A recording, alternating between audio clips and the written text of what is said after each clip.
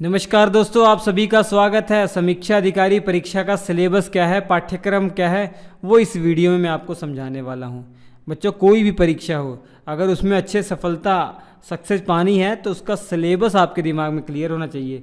ये क्लियर होना चाहिए कि भैया ये टॉपिक पढ़ने हैं, इस टॉपिक पर ज़्यादा जोर देना है, तब जाकर सफलता मिल पाती है। ऐसे कई होते हैं, गधों की तरह पढ़ते रहते हैं बिना सिलेबस को जाने पहचाने क्या आएगा एग्ज़ाम में क्या नहीं आएगा, तो उन लोगों का सिलेक्शन नहीं हो पाता है। तो सिलेबस आपको समझना है बच्चों।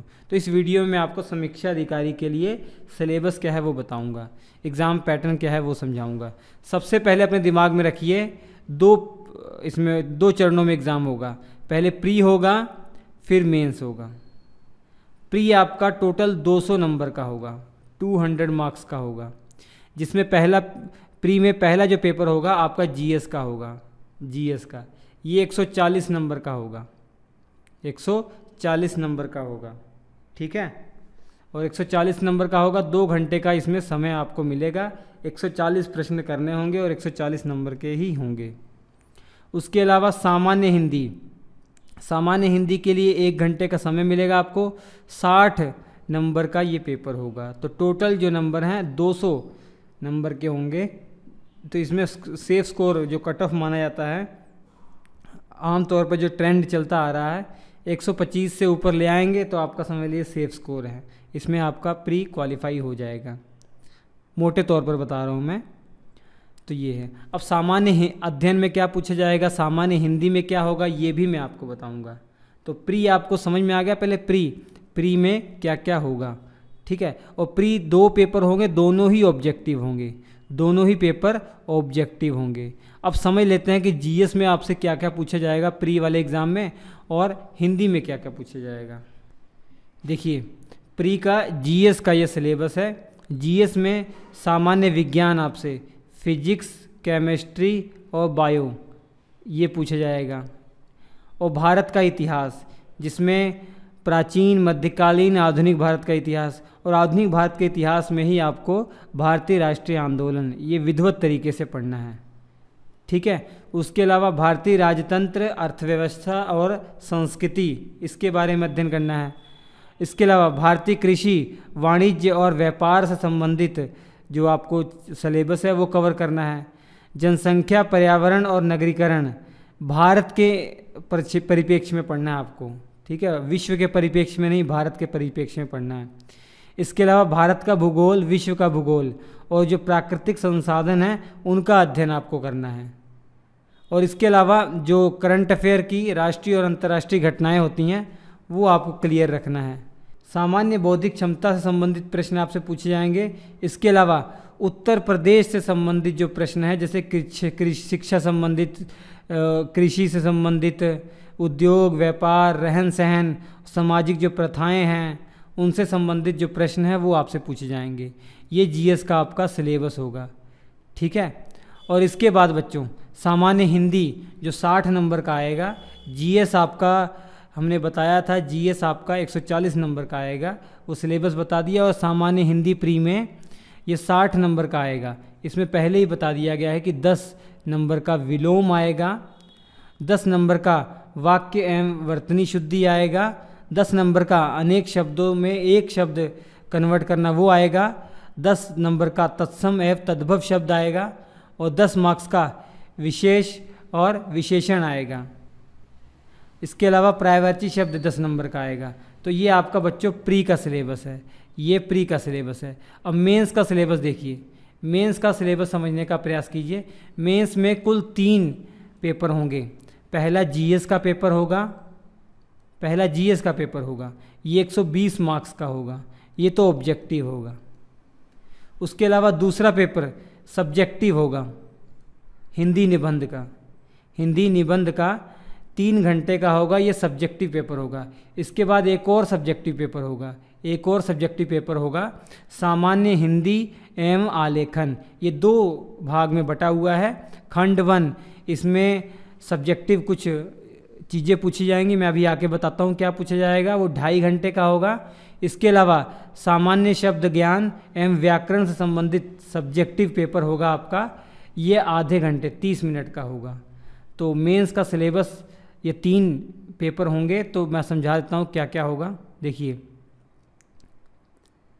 मेंस में सबसे पहले हमने आपको बताया जीएस का पेपर होगा। जीएस आपका 120 नंबर का आएगा। उसका सिलेबस देख लीजिए क्या है। ये पीडीएफ मैं आपको प्रोवाइड करा दूंगा, टेंशन मत लीजिए, टेलीग्राम पर, ठीक है। हमारे टेलीग्राम पर जुड़ जाइए, वहाँ पे आपको इसके पीडीएफ मैं प्रोवाइड करा दूंगा, या वीडियो के डिस्क्रिप्शन में लिंक दे दूंगा मैं, डायरेक्ट वहाँ से डाउनलोड कर लीजिएगा। सामान्य अध्ययन जीएस में वही विज्ञान, भारत का इतिहास, भारतीय राष्ट्रीय आंदोलन, भारतीय राजतंत्र, अर्थव्यवस्था, भारतीय कृषि, वाणिज्य, व्यापार, जनसंख्या, पर्यावरण, वही सेम सिलेबस है। विश्व का भूगोल, भारत का भूगोल, प्राकृतिक संसाधन और करंट अफेयर संबंधित चीज़ें, सामान्य बौद्धिक क्षमता, उत्तर प्रदेश की शिक्षा, संस्कृति, कृषि, उद्योग, ये सब चीज़ें जो है जीएस वाले पेपर में पूछी जाएंगी। ये ऑब्जेक्टिव होगा। अब बारी आती है ये 2 मेन पेपर की जो सब्जेक्टिव हैं, ठीक है। ये सामान्य हिंदी जो हमने आपको बताया था, जिसका 2 खंड में होगा। पहले खंड 100 नंबर का होगा और दूसरा खंड 60 नंबर का होगा। पहले खंड के लिए 2.5 घंटे का समय मिलेगा और उसके बाद जस्ट दूसरा खंड का पेपर होगा, उसको आपको करने के लिए आधे घंटे का समय मिलेगा, ठीक है। तो चलिए मैं आपको समझाता हूँ। इसमें सामान्य हिंदी जो खंड 1, इसमें क्या पूछा जाएगा, हिंदी निबंध तो अलग पेपर होगा, 120 नंबर का हिंदी निबंध अलग पेपर होगा, आप समझ गए, ठीक है। और सामान्य हिंदी मेन समझना है आपको, जो 2 खंड में हो रहा। इसमें पहला, दिए गए गद्यांश का शीर्षक, सारांश और 3 रेखांकित अंशों की व्याख्या कीजिए। किसी भी सरकारी पत्र का सारणी में सार लिखना है आपको। इसके अलावा पत्राचार जो लिखने को आएगा वो आपको 3 भागों में आएगा। पहला, शासकीय अर्धशासकीय पत्र 8 नंबर का, ठीक है। इसके अलावा कार्यालय आदेश या ज्ञात या परिपत्र, ये 8 नंबर का आएगा। और विज्ञप्ति, टिप्पणी एवं प्रतिवेदन, अनुस्मारक, ये 8 नंबर का आएगा। तो 24 नंबर का आपका पत्र लेखन होगा, ठीक है। और इसके अलावा परिभाषिक शब्दावली, मतलब अंग्रेजी से हिंदी कन्वर्ट करने के लिए आपको आएगा, 5 शब्द दिए जाएंगे, 10 नंबर का होगा। और हिंदी से अंग्रेजी कन्वर्ट करने के लिए 5 शब्द दिए जाएंगे, ये भी आपका 10 नंबर का होगा। मुहावरे और लोकोक्तियाँ 5 दी जाएंगी, ये 10 नंबर की होंगी, मतलब 1-1, 2-2 नंबर की होंगी। और कंप्यूटर ज्ञान 10 नंबर का आपसे पूछा जाएगा, ठीक है। और ये जो दिए गए ये गद्यांश, शीर्षक, सारांश 3 रेखांकित अंशों में करना है ना, ये 21 नंबर का आपसे पूछा जाएगा। और किसी भी सरकारी पत्र का सारणी में जो सार लेखन करना है, ये 15 नंबर इसमें होगा, ये 15 नंबर का पूछा जाएगा। तो कुल मिला जुला कितना होगा, 10, 20, 30 और 40 और ये 24 नंबर का, ये 50, 60, 64 और 15, ये हो गया 1 कम 80 और ये हो गया 21 मिला दिया जाए 100 नंबर का हो गया। खंड 1 100 नंबर का हो गया, ठीक है। उसके बाद खंड 2 होगा, ये आपका आधे घंटे का समय मिलेगा आपको और 60 नंबर का होगा, जिसमें इसके अलावा सामान्य हिंदी खंड 2, इसमें 5 चीज़ें पूछी जा रही है इसमें ना, सब 6 क्वेश्चन हैं और 2-2 नंबर के 1-1 हैं, तो ये 12 नंबर का पोर्शन हो जाएगा। 12 नंबर का विलोम, 12 नंबर का वाक्य वर्तनी शुद्धि और 12 नंबर का अनेक शब्दों के लिए 1 शब्द, 12 नंबर का तत्सम और तद्भव और 12 नंबर का आपका विशेष और विशेषण। तो ये 60 नंबर टोटल हो गए, टोटल 60 नंबर। तो ये जो सामान्य हिंदी वाला पोर्शन है 160 नंबर हो गया टोटल, 100 + 60, ठीक है।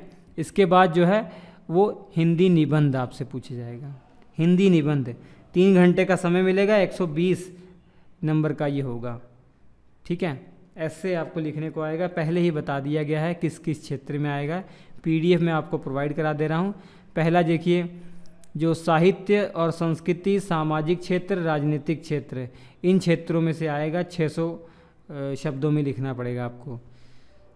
विज्ञान, पर्यावरण एवं प्रौद्योगिकी, आर्थिक क्षेत्र, कृषि और व्यापार, ये भी 600 शब्दों में आपको लिखना पड़ेगा। राष्ट्रीय और अंतर्राष्ट्रीय घटनाएं, जो करंट अफेयर से संबंधित चीज़ें होंगी, प्राकृतिक आपदाएं, भूस्खलन, चक्रवात, भूकंप, बाढ़, सूखा इत्यादि, राष्ट्रीय विकास योजनाएं, इन पर निबंध लिखने को आपको आएगा। 600 शब्दों में यहाँ भी आपको लिखना पड़ेगा। ठीक है बच्चों, तो ये आपका मेंस का सिलेबस है, प्री और मेंस का सिलेबस ये है। होप आपको क्लियर हो गया होगा।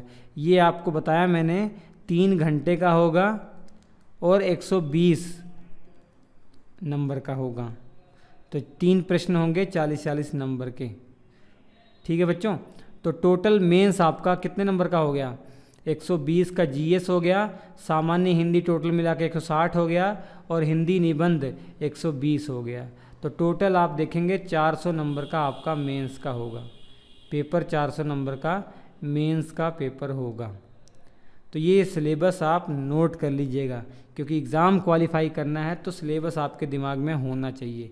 इसको सुनहरे अक्षरों में किसी कॉपी पे लिख लीजिए या प्रिंट आउट निकलवा के अपने पास रख लीजिए। ठीक बच्चों, तो चलिए हम आपसे मिलते हैं अगले एपिसोड में, तब तक के लिए नमस्कार।